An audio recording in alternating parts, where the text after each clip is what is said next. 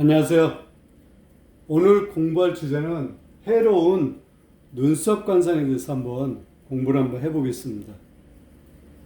지금 사진 한 장을 준비했습니다. 이 사람은 중국 국적입니다. 이 사람의 이름은 제가 다 적지를 않았습니다. 그리고 2020년도 기사를 보니까 거기에 49살로 나왔습니다. 그리고 이 사람은 한국에 온 지 한 10년 정도 됐는데 일용직 등으로 생활을 했습니다. 이 사람 역시 음인입니다. 음인이란 것은 범죄자를 얘기하는 것입니다. 그러면 이 사람의 관상을 보고 왜 그와 같은 음인이 됐는지를 살펴봐야 되죠. 관상평을 한번 해보겠습니다. 얼굴의 특징을 한번 살펴보겠습니다. 이마가 굉장히 시원하죠? 이마를 보게 되면 이마 여기가 좀 꺼져 있습니다. 이 부분이 좀 솟아있죠? 그리고 눈에 띄는 부위가 있습니다. 바로 눈썹입니다. 눈도 그렇고요. 오늘 주제가 바로 해로운 눈썹 관상입니다. 관상서에 보면 육해미라는 게 있습니다. 육해미는 6가지 해가 되는 눈썹 관상을 말하는 것입니다. 이게 해롭다는 뜻이죠. 첫 번째, 해로운 눈썹, 6가지 해가 되는 눈썹, 육해미. 첫 번째는 눈썹이 지나치게 검기만 하다. 이 눈썹은 자연을 비유하자면 초목입니다. 풀로 생각을 하시면 이해가 더 쉬울 것입니다. 한번 자연으로 한번 나가 보십시오. 지금 봄철에는 풀이 굉장히 맑고 깨끗하죠. 생기가 돕니다. 이 풀이 생기가 돌고 빛이 나고 맑고 깨끗해야 되는데 검기만 하다. 수검덩이 수처럼 검기만 하다. 이것은 결코 좋은 눈썹 관상이 아닌 것입니다. 여기에서 검은데 윤택하다, 빛이 난다, 이런 것은 괜찮습니다. 하지만 그 빛이 나지 않고 윤택하지 않는다는 것은 좋은 눈썹 관상이 아니라는 것입니다. 두 번째, 눈썹이 흩어져 있다. 이렇게 막 흩어져 있는 걸 얘기하는 것이죠. 초목은 가지런하고 반듯해야 보기가 좋은 것입니다.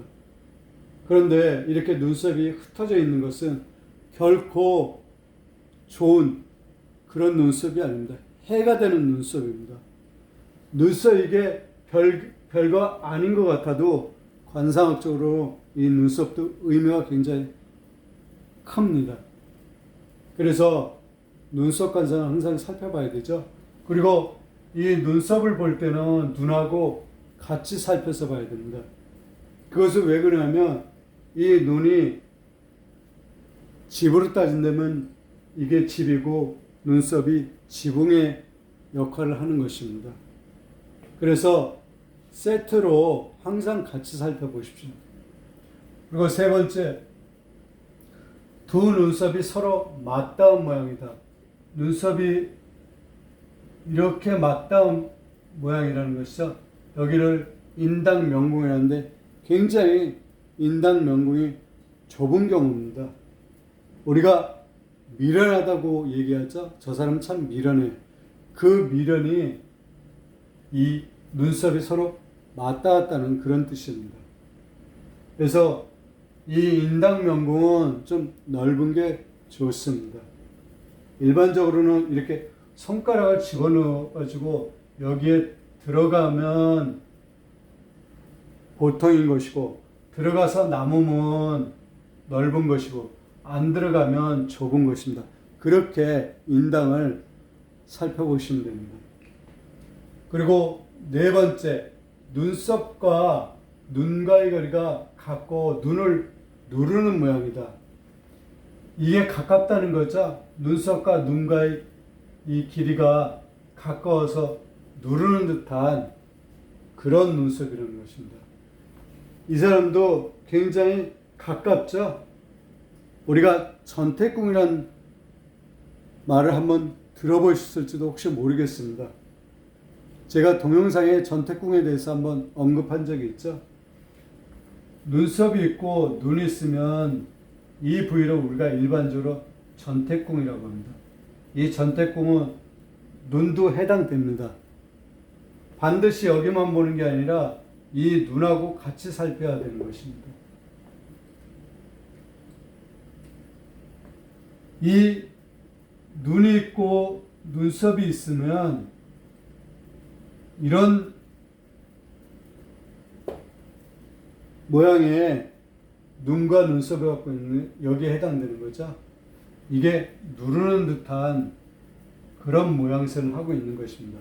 결코 좋은 눈썹 관상이 아닌 것입니다. 그리고 5번째, 눈썹이 거슬러 나 있다. 다시 한번 말씀드리지만 이 눈썹은 자연에 있는 초목을 생각하십시오. 한 방향으로 이렇게 나 있죠.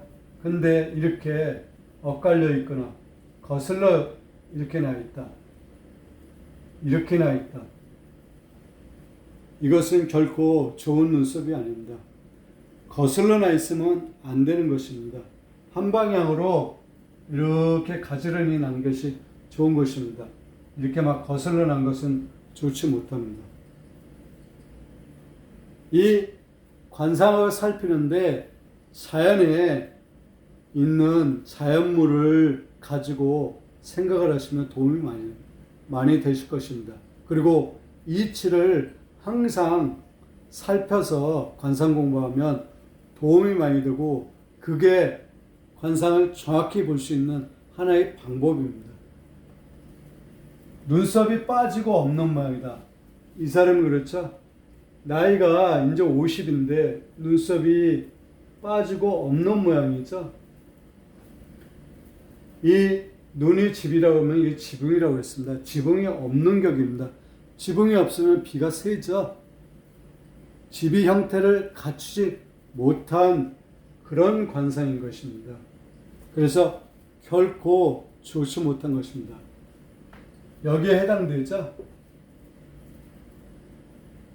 여기에도 해당되고 육해미에 해당되는 그런 관상입니다. 6가지 해가 되는 눈썹을 가지고 있는 그런 인물인 것입니다. 그리고 눈썹이 거칠고 짙고 거슬러 생겨서 혼란하며 짧으면서 찡그리면 성품 또한 흉하고 완고하다고 그랬습니다. 성품이 너그럽지 못하다는 것이죠. 흉하고 완고한 사람입니다.